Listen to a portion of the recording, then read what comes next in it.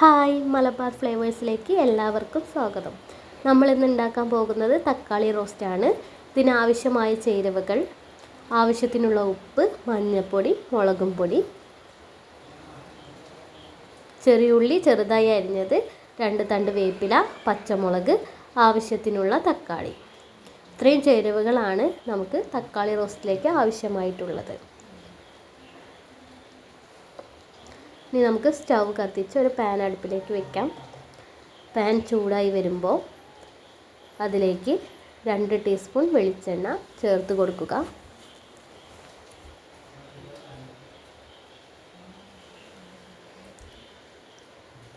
എണ്ണ നന്നായി ചൂടായതിനു ശേഷം കടുക് പൊട്ടിക്കാം.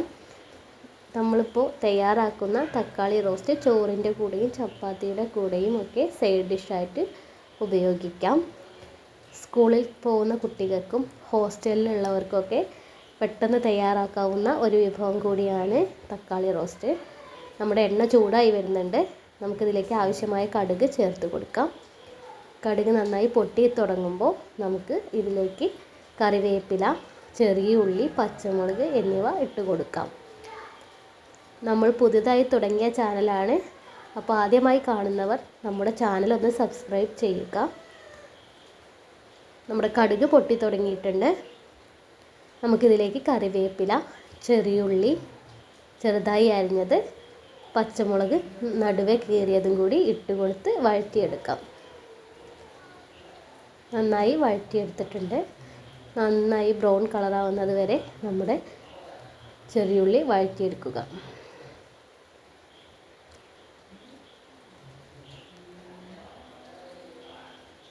ഇതിലേക്ക് തക്കാളി ചേർത്ത് കൊടുക്കുക. ഇതൊരു 4-5 തക്കാളി, ചെറിയ തക്കാളി ആയതുകൊണ്ട് 4-5 തക്കാളിയോളം ഞാൻ തക്കാളി റോസ്റ്റ് ചെയ്യുന്നതിന് വേണ്ടി എടുത്തിട്ടുണ്ട്. നിങ്ങളുടെ ആവശ്യത്തിനനുസരിച്ചുള്ള തക്കാളി എടുക്കുക. ഇതൊരു 2-3 ആൾക്കാർക്ക് കഴിക്കാനുള്ളതുണ്ടായിരിക്കും. തക്കാളി നല്ലോണം വഴറ്റിയെടുക്കുക.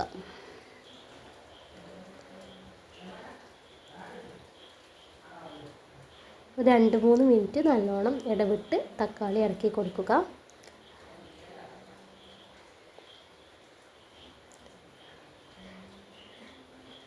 രാത്രികളിലൊക്കെ മടി പിടിച്ചിരിക്കുമ്പോൾ ഉണ്ടാക്കാൻ പറ്റിയ ഏറ്റവും നല്ലൊരു ഡിഷ് കൂടിയാണ് തക്കാളി റോസ്റ്റ്.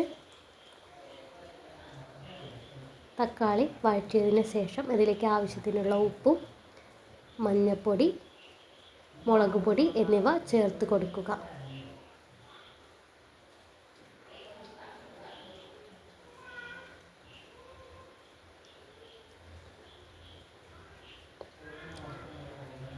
പൊടികളെല്ലാം ചേർത്തതിന് ശേഷം നന്നായി വഴറ്റുക.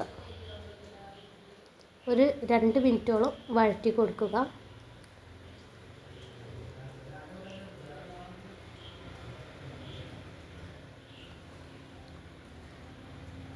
നന്നായി വഴറ്റിയതിന് ശേഷം ഒരു അടപ്പ് വെച്ച് പാൻ അടച്ച് വെച്ച് തക്കാളി വേവിക്കുക. ആവശ്യമാണെങ്കിൽ 1/2 കപ്പ് വെള്ളം ചേർത്ത് കൊടുക്കുക. നമ്മളിപ്പോൾ പാൻ അടച്ച് വെച്ചിട്ടുണ്ട്. ഒരു 2 മിനിറ്റിന് ശേഷം ഓപ്പണാക്കി ഇളക്കി കൊടുക്കുക.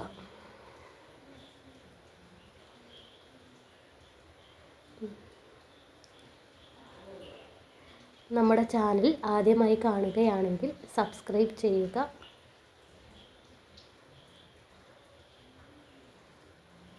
അടച്ച് വെച്ച് വേവിച്ച് എടുത്ത് ഇളക്കി കൊടുക്കുക. ഇപ്പോൾ എണ്ണ തെളിഞ്ഞ് വന്നിട്ടുണ്ട്. നമ്മുടെ കറിയിലെ എണ്ണയൊക്കെ തെളിഞ്ഞ് വന്നിട്ടുണ്ട്. ഇനി അടച്ച് വയ്ക്കാതെ വെള്ളം വലിയുന്നത് വരെ ഇളക്കി കൊടുക്കുക.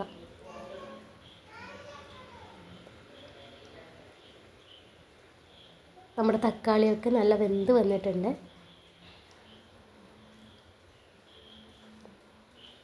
തക്കാളി അടിയിൽ പിടിക്കാതെ ശ്രദ്ധിക്കണം. ഇപ്പോൾ നമ്മുടെ പാകമായിട്ടുണ്ട്. സ്റ്റവ് ഓഫ് ചെയ്യുക. നമ്മുടെ റെസിപ്പി തയ്യാറായിട്ടുണ്ട്. തക്കാളി റോസ്റ്റ് നമ്മുടെ ചോറിൻ്റെ കൂടെ സ്കൂളിലേക്ക് കുട്ടികൾക്കൊക്കെ കൊടുത്തയക്കാൻ പറ്റിയ നല്ലൊരു റെസിപ്പിയാണ്. ഇതുപോലുള്ള നല്ല റെസിപ്പീസൊക്കെ കാണണമെന്നുണ്ടെങ്കിൽ നമ്മുടെ ചാനൽ സബ്സ്ക്രൈബ് ചെയ്യുക.